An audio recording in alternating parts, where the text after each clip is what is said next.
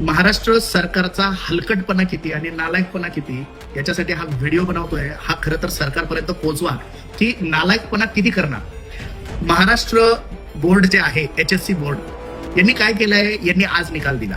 खरं तर माझ्यासारख्या साध्या माणसाला 1 वर्ष आधीपासून माहिती होतं की 3 मेला पेपर आहे नीटचा, आणि तरी सुद्धा हे माहिती असून सुद्धा महाराष्ट्र सरकारच्या बोर्डाने 2 मेला म्हणजे आज 12वीचा निकाल लावला.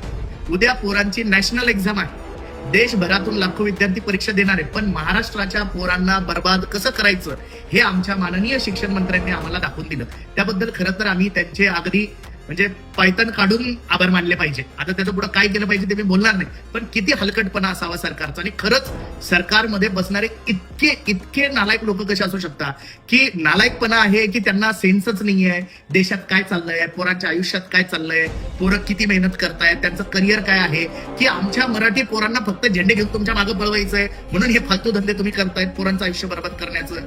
आमची सरकारला विनंती आहे, बाबांना हे नका धंदे करू द्या. पोरं त्याच्या आयुष्यात काहीतरी करतायत तर तुम्ही तर झेंडे घेऊन फिरले, तुमचं भलं झालं, आमच्या पोरांचं होऊ द्यावं.